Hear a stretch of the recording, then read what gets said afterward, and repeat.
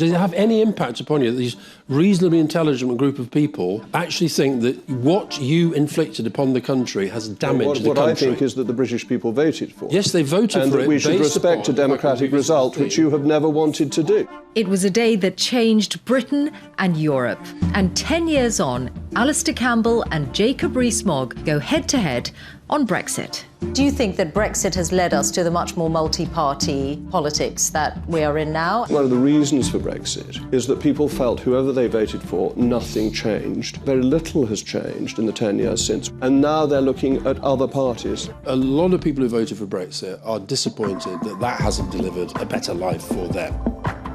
From Bloomberg Weekend, this is the Mishal Husain Show. Now, hopefully you all know by now that this show is a place where we try to make sense of the world with one essential conversation every week. That is the case with episodes every Friday, except when there's more to say. That's how it is this week, because it is exactly 10 years since voters in the UK faced a big choice, having their say on membership of the European Union. 2016. 48% of people voted to remain in the EU, 52% voted to leave. The moment when the Brexit process began. Even though episodes here are usually one-to-one, this one is a debate. Because we wanted to bring together two of the most high-profile campaigners for and against Brexit.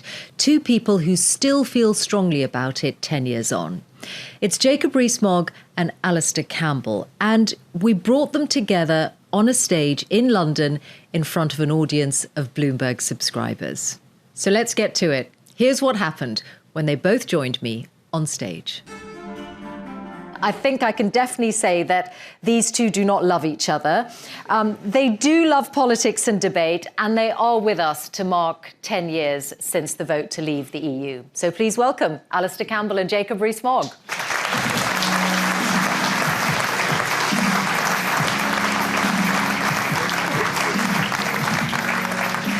Welcome. Now, some of you will remember that it was at Bloomberg, not in this building, in our old headquarters, where David Cameron made the fateful pledge that he was in favour of having an in-out referendum on the EU. 10 years ago, Jacob Rees-Mogg, you were a Conservative MP. You campaigned to leave the EU. Alastair Campbell, you were very much on the other side in 2016, but people knew you already from your work with Tony Blair in Downing Street. In the time we have, I want to look back at the economic impact and the political impact of Brexit in the last 10 years, and also your views on the future and what could or should be the future of the UK's relationship with the EU. So, first of all, as the results came in June 2016, what did you not appreciate that we now know? Jacob? Well, the one thing I didn't appreciate was that the Remain side, who'd been quite passive in the referendum campaign, would start campaigning much harder after the result than they had done before. Very fair point. Whereas my side thought we'd won and stopped. And that was a mistake by our side and fascinating by the other side. And that's had very important consequences because since then you've had much more from people who think it was a mistake. I think the reason they started campaigning after the result was they never thought they would lose.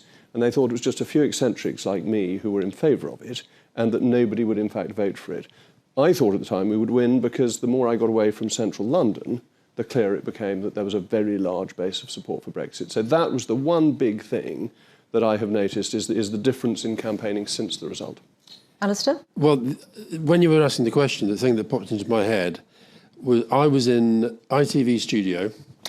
Tom Bradby was sitting there sort of talking about this, that and the other. And at the very moment when it came up that it is now impossible for Remain to win, I saw David Davis and Liam Fox look at each other with absolute panic in their eyes.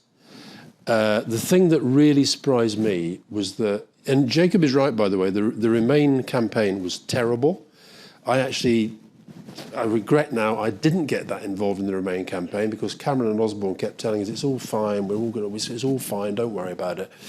I got involved subsequently, and I was one of the few who admitted that the People's Vote campaign, to my mind, was probably the only vehicle we had left possibly to stop what I thought was a terrible act of self-harm. So I was open about that. But I think what genuinely surprised me was there was just no plan. There was no plan at all. The lies had been told, the myths had been sold, and we had to pick up the pieces. I do think Alastair Campbell, of all people, has to be careful about talking about lies. Why? Considering his reputation. Well, what's the reputation? What's your reputation? Oh, a High Court judge in 1996 saying you're an unreliable witness? That's quite a good part of your reputation, isn't it? Jacob, do you mind if we stick to Brexit? I think there's quite enough to get into on the Brexit side. But Alastair brought up this question of lies. Well, you did lie. No, we didn't. You did. You lied. What we said you drove a red bus with But I full think of if we're lies. talking about lies, Alastair needs to look at his own record, because he has done more to damage trust in British politics than anybody else. This is the guy. Okay. This And is the Peter guy. Oborne has written a book about this, so if we Lord. wanted to, we could God, go through. we're getting all the And old I songs would tonight. rather- But this is really important. I don't think because- it's I would important. rather that given that I've set the parameters on that we're going to talk about economic impact, political. Do you mind if we turn to as economic long as impact, Alastair Jacob? stops saying we lied, and then I won't talk about his lies. Well, Can we That's rest? what we- Could we then rest if that you point, won't- Alastair? I think it would be if you better to won't, talk we about can the spend economic the whole impact. debate on let's Alastair's not. lies when Let's he not. was in Downing Can I Street. tell you what Bloomberg Economics analysis just released has been about the economic impact of the last 10 years, because this is just, they've crunched the numbers as you'd expect. And in terms of the economic impact, this has been their finding, that Brexit may have already cost the UK economy between 2 and 4% of GDP, that the central estimate is Very conservative 2.5% of GDP lost over the long run, which is equivalent to about £30 billion a year in foregone annual tax revenue. How do you feel about that, Well, Jacob? the figures don't actually stack up. So if we look at the Bloomberg They figure, lie as well, do they? which is, no, there are different ways of interpreting figures. Okay. So when you look at how the UK economy has done, actually we've outperformed Germany, we've performed broadly in line with France. Why, if we'd remained in the EU, would we have performed as the outliers Let did? me put it in broader terms. Do you accept that there has been any economic hit at all in the last 10 years compared to where the UK would have been had it remained in the EU? I think using our economic freedoms has actually helped us. And if you look at our trade... Is that a yes or a no? particularly- Well, it's a complete answer, if you give me a minute. Okay. If you look at our trade, our invisible trade, our services trade, has been roaring ahead. And I think that's been partly possible. You've seen our trade with India increase very rapidly in invisibles. Because we're outside the European Union, we're no longer confined by its rules. So has there I think been it's an been beneficial. overall... I think it's been You think there's beneficial. been... OK, that's a very rare view, that you think overall there's been a net It's been economic beneficial to positive. us, yes. OK. And Alastair? not least, because we got the vaccine early, so we opened That's up. a different point. No, I'm talking in terms of GDP. But the Hang on. early vaccine You meant our people- economy opened up Let me earlier just than it say, otherwise would have done. Jacob says he doesn't want to leave. I'm not going to leave this lying thing because it is part of... All right, well, let's go back to lying thing. I've got some papers on it. I'm sure you have. I've got a and nice record of lying to and select I've heard committees them of the all. House of I've heard Commons. them all. Of Let me- sexing up a can I- document, you may remember. Can I just finish the point? Well, you want to talk about lies. No, I want to then comes explain back to this you. public. You have got a You list can't there. point out a single lie to me. You have got a I list can point there. out a whole history of This lying is to what they you. do. They do not want to talk about the substance because they are so deluded in still thinking Brexit has been anything I'm other. more than happy to you talk have about the made every substance. single person in this room poorer. Well, that's by just your not true. It is true. You've made every single person in this country Simply, poorer. we opened the economy earlier by because the we had lies the that you vaccine told, first. by the lies that you No, this told, just and isn't you right. will never accept You're the it. one who destroyed Okay. trust in the British Jacob, government by the lies you told over Iraq. Let me ask Alastair Campbell the same question that I put to you about the economic impact of the last 10 I'll give years. you a few more facts than he gave you. Well, would you accept that the economic impact has not been as bad as you thought, given that today the UK is still, under OECD projections, projected to be the third fastest growing economy in the G7? I think that the economic consequences of Brexit have been catastrophic. I think that you could, if you take, you've given a conservative end, if you take some of the other assessments that we're up to 8%, between 6 and 8% hit on the economy. We now have small firms that write to me all the time who have literally given up trying to trade with the European Union because of the red tape that these liars said they would cut by leaving Brussels, that they've now given up trading with business. Productivity is lower than it would be. Our GDP is lower than it would be. And what's more, we could double. We've got a security crisis at the moment.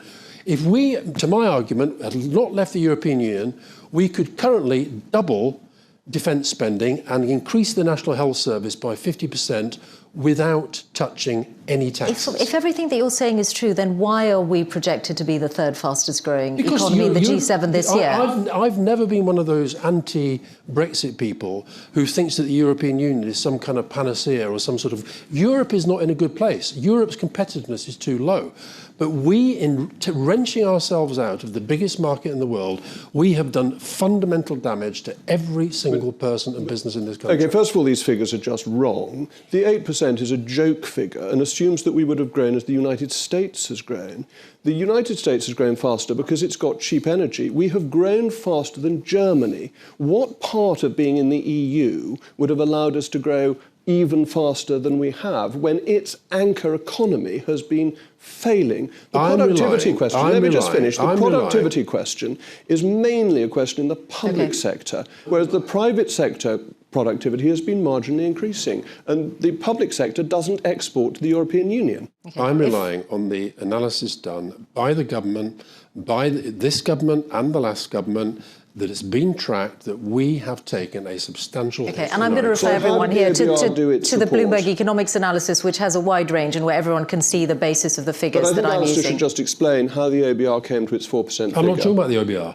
Well, that's the key figure, the OBR's 4% figure. Well, it's not. That was a forecast. You've got your notes, I've got my notes, That was a forecast by the OBR. It's the National Bureau of Economic Research. But that's not... It is based on figure. And I'm going to ask you. I'm going to ask you both. The Irish economy has just fallen by 12% because of tariffs on pharmaceuticals. This aspect of it for a moment, because we can both see that you're never going to agree on a common set of numbers, and you're entitled to not agreeing on a common set of numbers. Let's turn to the political impact of the last 10 years. It's been a total triumph. Do you? Hasn't it? Both of you. Triumph. Both of you. We're more you're associated. In the world. You're associated. We've got a great special you spend your lives relationship. working for the two parties which have dominated our politics for the last century. Do you accept that both of their political fortunes have suffered because of Brexit? Alastair, do you accept that for Labour? Yes. And I'll tell you why, because they haven't fought hard enough to make sure that the public fully understands the calamity that was inflicted upon us by these people. And they've tried to accept. One of, I think, Keir Starmer's mistakes was this idea that we're going to make Brexit work. You can change things at the margins, and they've tried very hard to do that with some of the veterinary agreements, with Erasmus and so forth. But they don't want to address the fundamental question. And, you know, am I allowed to ask the audience a question? For a show of hands. I'd like to know, because you can read polls, you can read all the stats and whatever. Can I just ask the people in this room who thinks, and I'll be very, very neutral, success or failure for the United Kingdom? Who thinks Brexit has been a success for the United Kingdom? Who thinks it's been a failure?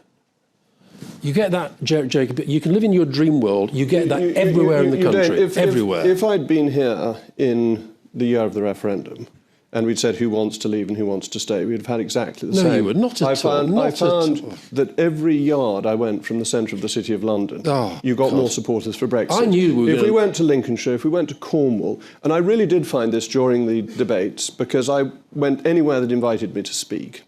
And the closer you were to the centre of the city, the heart of the city, the more anti-Brexit it was. So that doesn't surprise me at all that you get that. Does it have any impact upon you that these reasonably intelligent group of people actually think that what you inflicted upon the country has damaged the country? What I think is that the British people voted for it. Yes, they voted for it we should based respect upon a democratic result, which you have never wanted to do. On this note, actually, I'm going to bring in some polling by Ipsos. We're going to talk in detail about the future a bit later, but as a sense of where polling stands right now, over half of British adults would vote to rejoin the EU if a new referendum was held, although that 52%, Alastair, is probably not as large a majority as you would hope for if things have been such a disaster in the last 10 years. I think an awful lot of people just do not want to revisit the debate.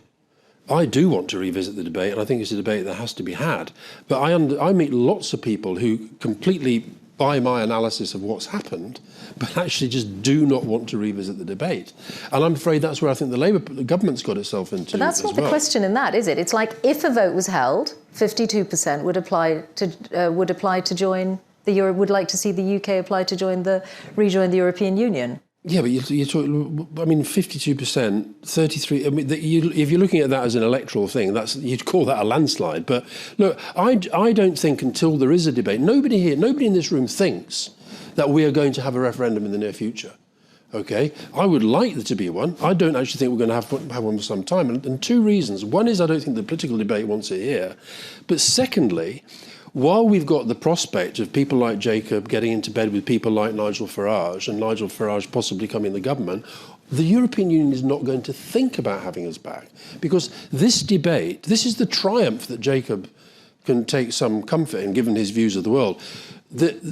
Until the country is settled in the view that we should be in the European Union, the European Union is not going to have us back. OK, before you answer that, Jacob, I want to take you back and put the same question to you that Alastair answered a moment ago about Labour. So how the impact on your party, which fractured to some extent over Brexit divisive. And has been in power repeatedly since then. It's been very divisive for the Conservative Party since the early 1990s, that there's been a pro-European and anti-European wing, and that has made room for reform to grow out of the Conservative Party and led to a lot of divisions in the last government. Or you could say that your party failed to actually handle Brexit properly. Well, Alastair made the point that there was no plan for leaving. That was a deliberate policy decision of David Cameron, and it seems to me it was a deeply irresponsible one, that if you give the country a referendum and you're the Prime Minister, you ought to think that you could lose. Did you have a plan as someone who was arguing I knew what I wanted to do, but I wasn't in government. I was a backbench MP.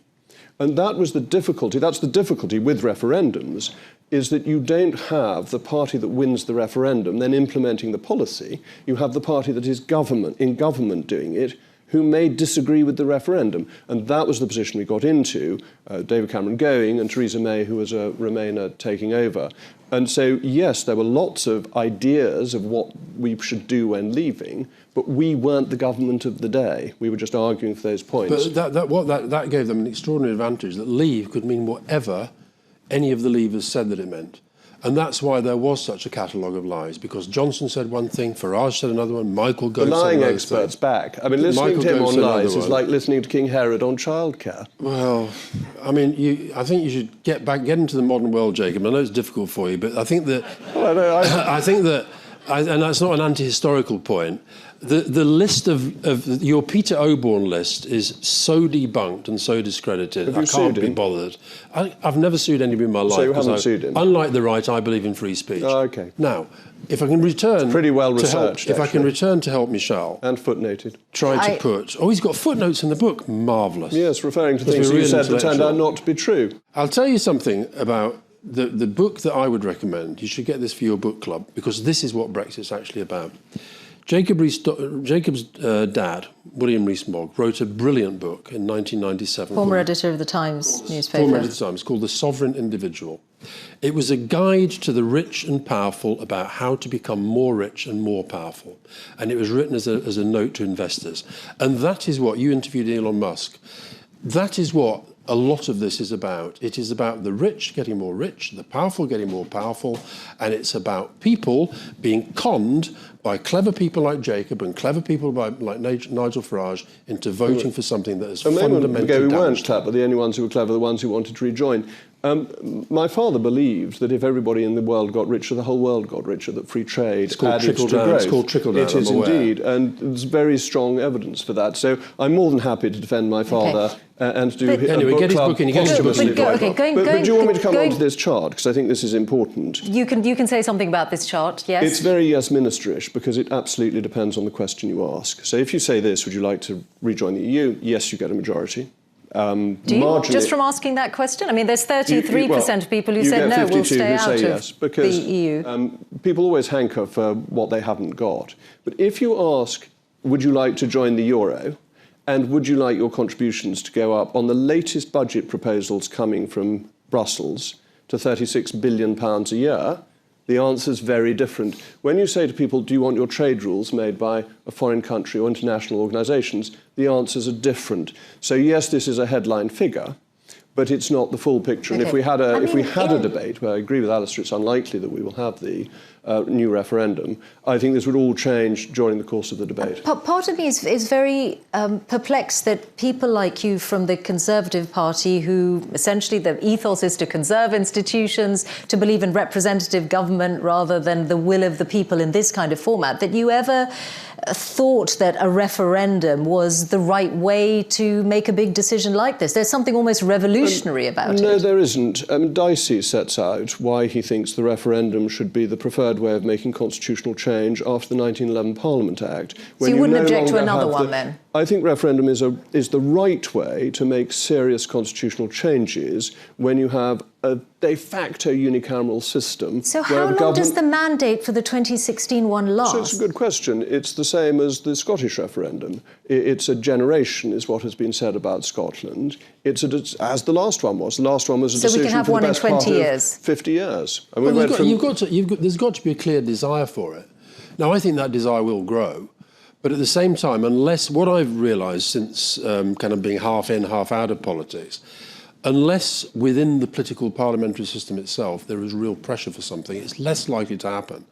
And that's why I have been disappointed that Labour and the Lib Dems have basically kind of given up. They've given up almost in calling out the damage that's being done, which is why his side are allowed to sort of parrot the nonsense that they do. I disagree with the second half of that, but I don't disagree with the first half. I think there isn't an appetite to revisit this. But I'm also not sure the EU will exist in 20 years' time. It's got major financial problems. It's trying to increase its budget. It's got strains within it economically, and it's got strains within it culturally in relation to mass migration. Would you accept this, Alastair Campbell, that the immigration was a big part of the debate in 2016, and since then you can see that in so many other European countries? Mm-hmm.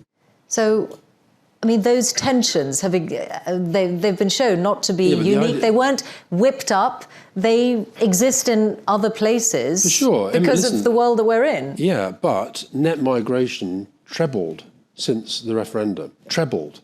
So under the Prime Minister that Jacob under Boris Johnson. So what I accept, and this government actually has managed to get it down to a sort of more acceptable level. Over time, that could become damaging to our economy as we get older and older and older, and we try to find the workers that we're going to need to look after us and so forth. But I think that the rest. This is why I say the rest of Europe is facing a lot of the same challenges. Part of the problem with the Brexit debate has always been this sense of our sort of great British exceptionalism. We do these amazing big things like we're leaving the European Union. You watch the French will follow and the Dutch will follow, and none of them have followed. Well, I don't think I ever said that. I'm not sure that was a major part of our debate. They have looked at us, including even the far right like Le Pen. They have looked at the damage we've done to ourselves and said, no, this is not the way to go. What I think is going to happen, that's why I don't talk about rejoin, I talk about join, because I think Europe has to change as well. And Tony Blair, your old boss, says that is not really an argument we're having right now because the UK wouldn't do it from a position of strength, enter a negotiation. That's because we've given up so much of the advantage. We did have the rebate. We weren't in Schengen. We weren't in the euro. We've given up all that. We've given away so much. So are you accepting that if we joined, we'd have to take all that? I'm accepting that it would be a very, very difficult negotiation, which you've made a lot harder because of what was lost then. Okay, so Schengen, euro, no, I'm not. I don't know, rebate. because I think it's going to be a very different Europe. No one's going to vote for that. I want to see a Europe that has Ukraine in it. I want to see a Europe that even has Turkey in it because of their military strength, which we're going to need, particularly as the Americans seem to be sort of, deserting us on that front. I want to see Norway. Iceland's having a referendum coming up about whether to revisit. I think we've got to think of Europe not as, and I would get rid of the whole kind of, the power of the veto. We've got to have a very different Europe. But I think that in fact, I made a note this morning because I've become a bit of a fan of the Pope since his encyclical on AI. I still don't do God, but he said yes. You'll have to have that in common then, Jacob, being a Catholic. I've read the Holy Father's encyclical on AI. It's wonderful. Did you agree very with important. it? I agreed with the bits about how mankind needs to keep control of AI. Then you have to understand the human person is fundamental. I hope you agreed as well with his fears about growing inequality. But yesterday in the Spanish Parliament, he said, "I encourage you all to nurture the process of the European Union, which is not merely a counterweight to other powers, but a gift to humanity. Did you agree with that? It's not an infallible statement. I don't have to agree with it. This is fine. The Holy Father is only infallible when he speaks on a matter of faith and morals ex cathedra. That was not faith or morals, and it was not ex cathedra. And I could point to Pius IX saying that actually the European Union is the apostate state and is eternally damned. But that would be perhaps a little bit spicy. Yes, it would. It would. Yeah. Anyway, my point. Hang on. I want again on the politics. Do you think that Brexit has led us to the much more multi-party politics that we are in now? And Jacob, do you regret that? Your party not only regarded itself as the natural party of government, but actually historically has more than often been that. I think the parties managed to come too close together. That you had David Cameron wanting to be the heir to Blair, and people feeling that it didn't matter how they voted. He wasn't a real conservative. Nothing changed. No, I'm not saying that. I'm just saying he accepted a lot of the changes under Labour 97 to 2010. Quite right. And that and Labour had accepted a lot of the changes Margaret Thatcher made, which I may think is quite right. So we have a degree of common ground. But I think one of the reasons for Brexit is that people felt whoever they voted for, nothing changed, and that therefore they needed to vote for fundamental change. They found that very little has changed in the 10 years since. We are still massively overregulated. We still have too big a state. Yeah, but and now they're looking at other parties. I want to ask you one thing about regulation, though.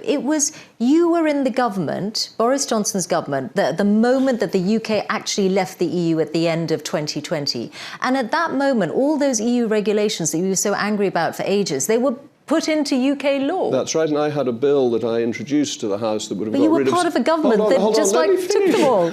We're going back to your Today programme days. Take that, Mishal. I had a bill that I introduced to Parliament that was going to get rid of 6,000 EU regulations, and I'm sorry to say that Rishi Sunak, when he came in, binned it, which was a great mistake. OK. The future. We've touched on this a bit already. About the parties. Yes, the parties. OK. So, I mean, I think this kind of atomisation, I'm not sure it's directly related to Brexit, but I think Brexit played a part in it. Because I actually think people who vote, a lot of people who voted for Brexit are disappointed that that hasn't delivered a better life for them. Beyond the symbolism and the flags and the sort of fake debate about sovereignty and so forth. So I think that what's happened is that they've done, well, we did Labour, we did the Tories, and then we did this big thing. And for millions and millions of people in this country, their lives are still pretty crap. And so they're looking around. And also I think that tribalism has broken down. Now, you can argue that's a good thing or a bad thing, but people just, I think we now have a generation below my generation, in fact, even below my kids' generation, that is thinking, I can shop around. Just as they shop around on television, just as they shop around for dates, you can just shop around. And they're thinking in politics, I'm going to go. And so I think we've got and the other thing that's happened is very interesting to me. Nigel Farage, who used to be a big fan of proportional representation, now in this atomised politics, he's working out, I could get there with 25, 28%. Do you think, Jacob, that he could be the next Prime Minister, Nigel Farage? It's not impossible on the polling that he's achieving. I mean, I think John Curtis has said that that's not impossible, who I greatly respect. Would you join him? Have you considered joining Reform? I'm not going to join Reform, but I hope that the Conservatives and Reform will work together. As in a formal pact, is that what you're hoping? I'd like us to have a pre-election pact, a coupon election, and to work together. I think it could be very successful. I think that Reform would bring something to the Conservative Party, the charisma of Nigel Farage, but that the Conservatives have depth and policy-making strength that Reform lacks, and Reform remains basically a one-man band. And would you therefore be looking to him to do what? To rip up the current and any agreements, the current agreements with the EU and start again? That's that's pretty much what he told me when he came on the podcast. I completely agree with that. I think that leave meant leave. We are out. We should not be making new agreements. The new Erasmus scheme is bonkersly expensive. It's 5 times the price of the Turing scheme. It's really crazy to waste money in that way when we're short of money for defence. Alastair, the Bloomberg Economics, when they model different scenarios for the future, joining the single market for goods, joining the customs union and having a series of Swiss-style arrangements, none of them deliver a comparable boost to the economy compared to the assessment on how much has been lost to GDP. When you look at Keir Starmer and his two likely challengers, Wes Streeting and Andy Burnham, all these senior Labour figures have got a slightly different position on the EU. How much does that disappoint you? They've got a slightly different position. Slightly different position on how they feel about rejoining, when they rejoin, whether they want to have the debate now or not. We're in a very, very strange place because, of course, Keir Starmer is the Prime Minister. Wes Streeting is able to be much, much more open. And I didn't realise that Wes wanted us sort of back in ASAP, but he's obviously decided that's his position.